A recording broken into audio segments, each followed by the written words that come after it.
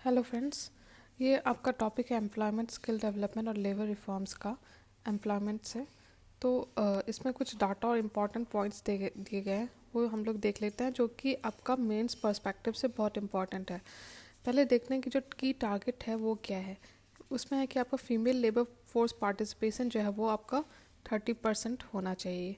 दूसरा पॉइंट है कि जो डाटा है एम्प्लॉयमेंट का वो पब्लिक के पास अवेलेबल होना चाहिए। उससे ये फ़ायदा होता है कि जो एडमिनिस्ट्रेशन है उसमें इजी हो जाता है, तो एडमिनिस्ट्रेटिव पर्पस के लिए। तीसरा पॉइंट है कि हमें ज़रूरी है कि जो लेबर फोर्स है वो बहुत ज़्यादा percent labour force informal sector में है।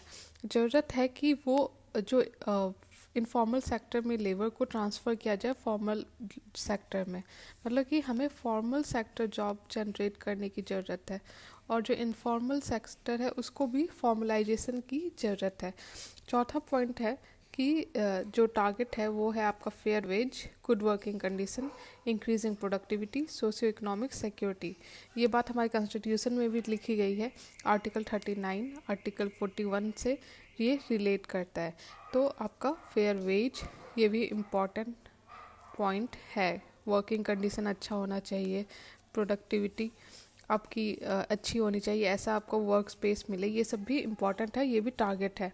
अभी अगर करंट सिचुएशन देखें तो उसमें आपको मिलेगा कि जो लेबर फोर्स पार्टिसिपेशन रेट है वो 40% है। जो वर्क फोर्स एम्प्लॉयड है, जो कि एक्टिव एम्प्लॉयमेंट मतलब कि जो जिसको जॉब चाहिए वो जिस अनएम्प्लॉयड है उसका परसेंटेज होगा आपका 4.8%, मतलब कि 40% आपका हो गया लेबर फोर्स पार्टिसिपेशन रेट और 4.8% हो गया आपका अनएम्प्लॉयमेंट का रेट।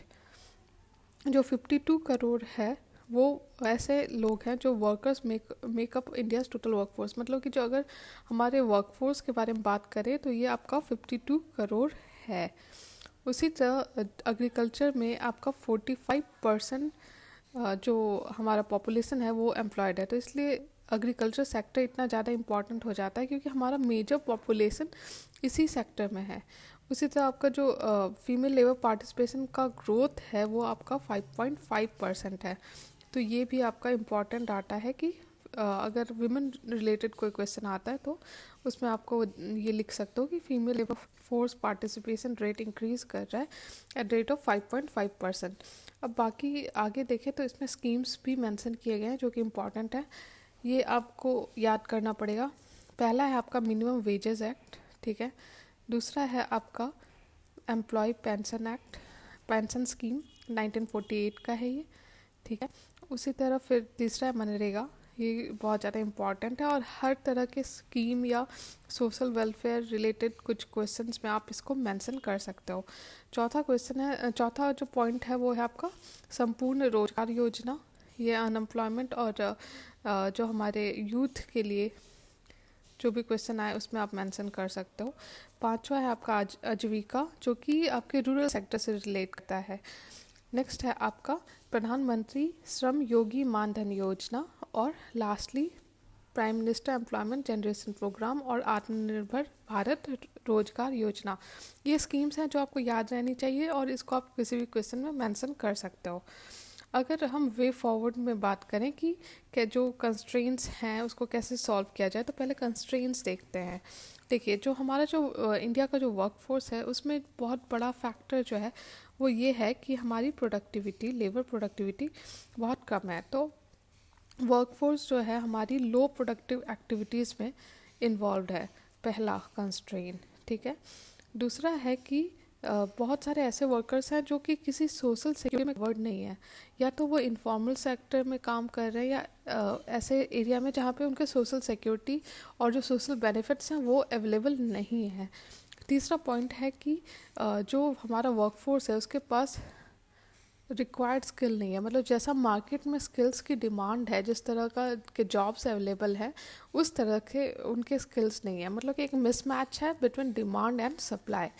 चौथा पॉइंट है कि जो डाटा है वो भी अवेलेबल नहीं होता, मतलब पब्लिक को भी और फॉर जनरल एडमिनिस्ट्रेटिव पर्पस भी अवेलेबल नहीं होता। तो ये 4 पॉइंट्स है आपके कंस्ट्रेन, ठीक है।